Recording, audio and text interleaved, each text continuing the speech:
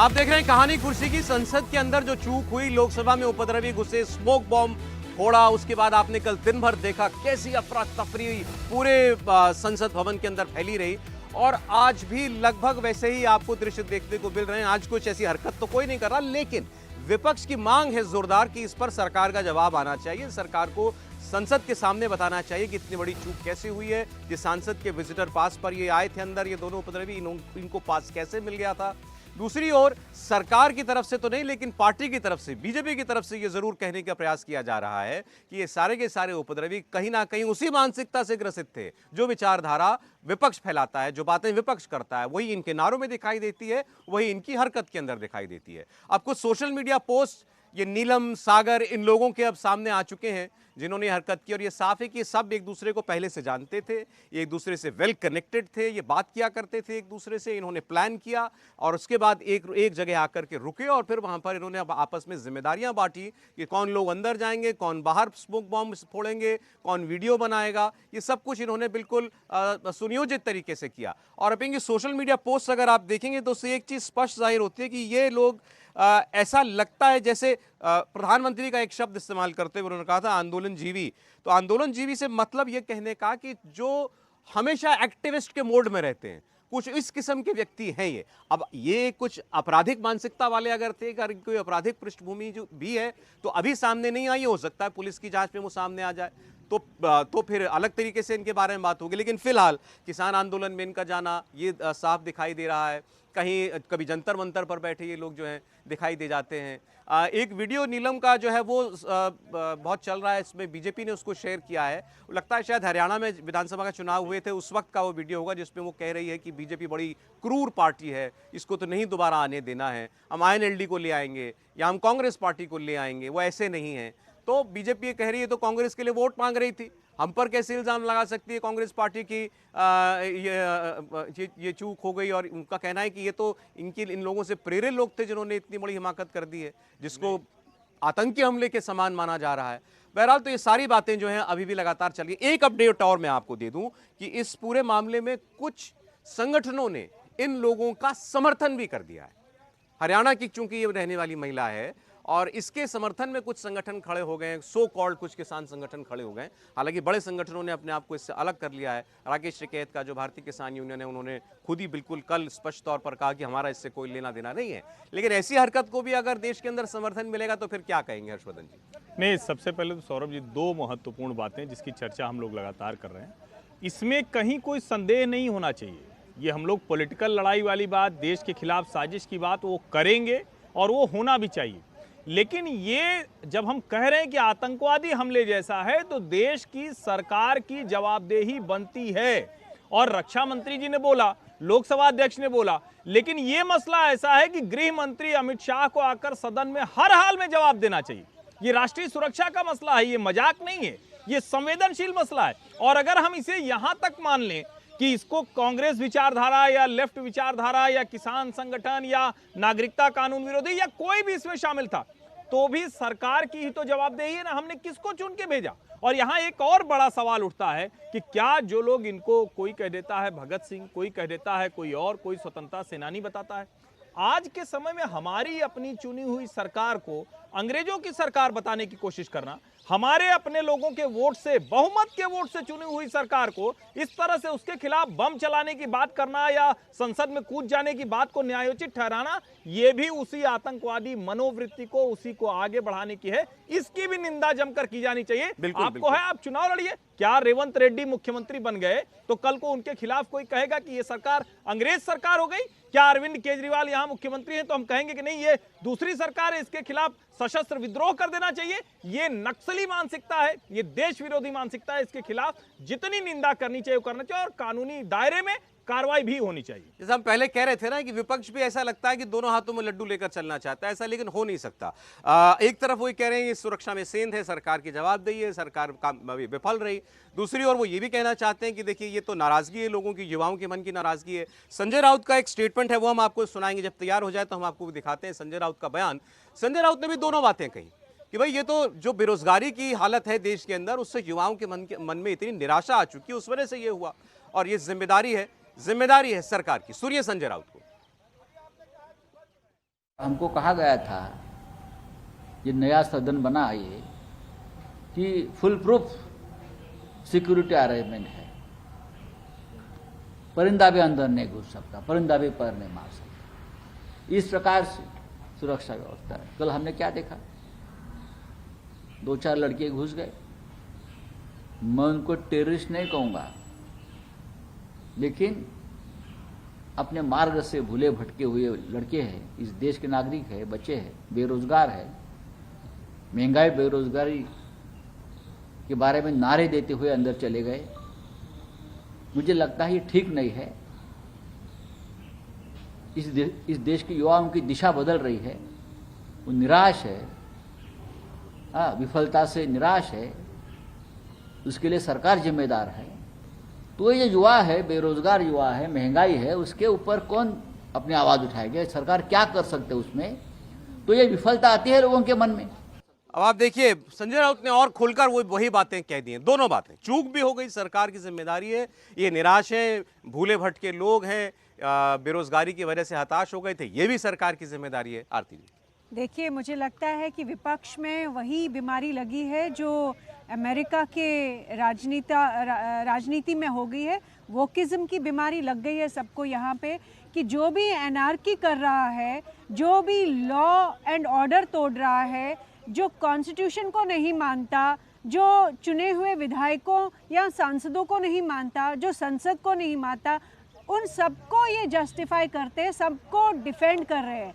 तो ये अपॉलोजिया तो बिल्कुल मैं कहूँगी एनार्की के लिए है, और इसमें मैं कहूँगी जिम्मेदार भी विपक्षी है। जो कल की ये घटना हुई है, बेशक गृह मंत्री को जवाब देना चाहिए, इन्वेस्टिगेशन होनी चाहिए, वो एक तरफ, लेकिन हमने अपने देश को इस जगह लेके आए हैं जहां हमारे युवा आतंकी बन रहे हैं। और ये जो कहा कि इनको टेररिस्ट नहीं कह सकते आप, बिल्कुल, लेकिन यही तो विपक्ष जो है इन्हीं आतंकों का समर्थन कर रहा था, पहले भी कर रहा था। जब कश्मीरी बच्चे जहादी बन रहे थे तब भी यही लाइन थी। जब ये लोग आरती, लेकिन टू बी फेयर, ये लोग किसी को नुकसान नहीं पहुंचाना चाह रहे थे। कम से कम कल तो ऐसा नहीं लगा ना कि किसी को पर्सनली हार्म करना चाह रहे हैं, ऐसा तो नहीं था। नहीं, इनको आतंकवादी कहना ठीक होगा? बिल्कुल बिल्कुल हार्म करना चाहते थे आप। उनके बेंचेस पे चढ़ के आप क्या करना चाहते थे? उनको तो पकड़ के उन लोगों ने दबोच लिया। वी डोंट नो कि वो क्या करते, क्या हमें मालूम है कि वो क्या करना चाहते थे? वो पीटना चाहते थे शायद किसी को, वो किसी को मुक्का मारना चाहते थे। हार्म करने की तो मंशा उन्होंने सामने दिखा दी। जिस तरह से आज उन्होंने कलर बम फेंका है, कल को पेट्रोल बम फेंकेंगे, यही शुरुआत होती है। हमने ये कश्मीर में देखा, हमने ये पंजाब में देखा, हमने CAA के टाइम पे देखा। आपको याद होगा कि दिल्ली में क्या राइटिंग हुई। शुरुआत तो ऐसे ही हुआ था कि ये बच्चे हैं, इनकी कुछ डिमांड्स हैं। तो आज भी अगर कोई बेरोजगारी का बहाना बना के ऐसी आतंकी हरकतें करे तो मैं कहूंगी इसमें विपक्ष की पूरी जिम्मेवारी है। उन्होंने ये जो कल्चर बनाया है अनार्की का, वो बहुत ही। संजय राउत की बात आपने सुनी, भूले भटके नौजवान हैं, बेरोजगारी से निराश है, आतंकवादी नहीं ना कहें इनको। देखिए, संजय राउत खुद हताश हो चुके हैं, विपक्ष पूरा हताश है। जिस हिसाब से विधानसभा चुनाव के परिणाम आए और जिस हिसाब से 2024 के लोकसभा के चुनाव परिणाम नज़र आ रहे हैं विपक्ष को, तो विपक्ष को ये एक मौका मिल गया है केंद्र सरकार को घेरने का, केंद्र सरकार पे आरोप लगाने का। इसमें कोई दो राय नहीं है कि उनको बैठे बैठे एक मुद्दा मिल गया है जिसपे वो सरकार को कटघरे में खड़ा कर सकते हैं।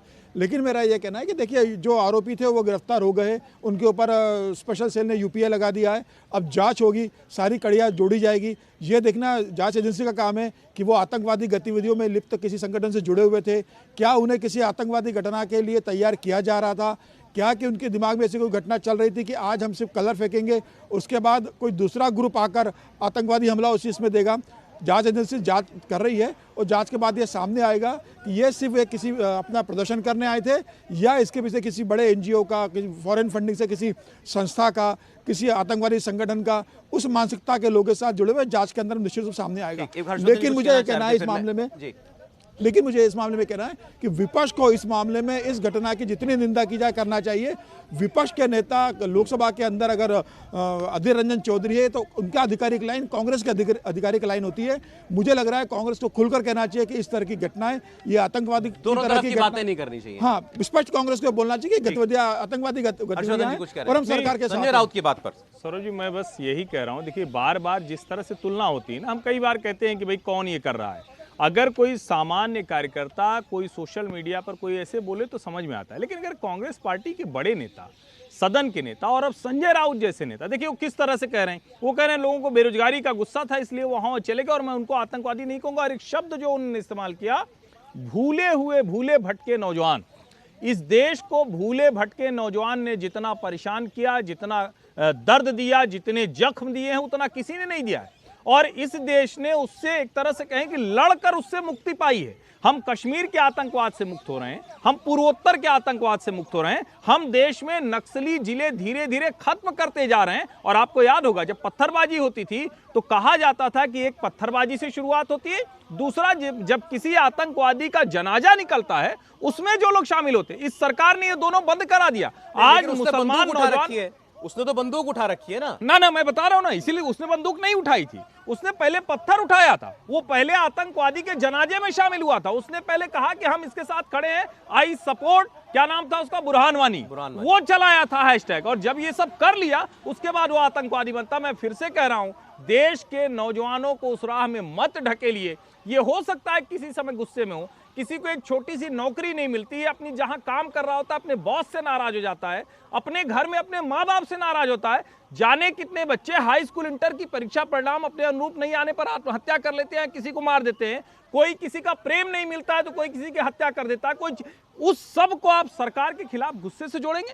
ये खतरनाक है, ये देश विरोधी कृत्य है। मैं फिर से कह रहा हूं, ये भूले भटके वाला मसला नहीं, देश विरोधी है, आतंकवादी हरकत। एक बड़ी सुरक्षा चूक का मामला, वो भी देश की संसद में। विजय लक्ष्मी, विपक्ष अपने ऐसे बयानों से, पहले अधीर रंजन चौधरी और अब संजय राउत के भूले भटके नौजवान थे, बेरोजगारी का गुस्सा उन्होंने अंदर निकाल दिया। पूरा इंडिया अलायंस क्या अब सरकार को एक तो वॉकओवर दे रहा है अपनी ही गलती के ऊपर कि मतलब चूक हुई, जिम्मेदारी सरकार की थी, और अब उसको खुद को घेरने का मौका भी दे रहा है कि आप ऐसी घटनाओं का कहीं ना कहीं समर्थन कर रहे हैं। सौरभ, मुझे लगता है ऐसे लोगों को भूले भटके कहना, क्योंकि पार्लियामेंट का अगर आप देखेंगे तो लगता है पूरी रेकी की गई, और वो 15 फीट का कम से कम हाइट होगी जो पार्लियामेंट का विजिटर गैलरी से नीचे घुसना, वहां पर नीचे घुसना, पुरानी से ज्यादा ऊंची है, पुरानी से ज्यादा ऊंची है, वहां से घुसना। और पार्लियामेंट में मल्टी लेयर सिक्योरिटी है। इनफैक्ट हम लोगों की जो चाबियां हैं गाड़ी की वो तक बाहर रखवा दी जाती हैं। ऐसे में ये वहां पहुंच गए तो मतलब ये भूले भटके तो नहीं है, वेरी शार्प माइंडेड लोग हैं जिन्होंने पूरा देखा, रेकी की, अंदर गए, पार्लियामेंट सिक्योरिटी का अरेंजमेंट कैसे, पास। आधे से ज़्यादा लोगों को तो यही नहीं पता होता है कि पार्लियामेंट में अंदर जाने का पास मिलता कैसे है। हमसे हमारे बड़े सारे दोस्त जो पढ़े लिखे हैं वो पूछते हैं पार्लियामेंट देखना हो तो क्या करना पड़ेगा, कैसे पास मिलेगा। इनको जानकारी थी कि किसी एमपी को पकड़ना पड़ेगा, उस एमपी से पास के लिए रिकमेंडेशन कराना पड़ेगा, एक फॉर्म भरना पड़ेगा, उस पर साइन कराना पड़ेगा। ये सारी जानकारी इनको थी और उसके बाद ये अंदर गए।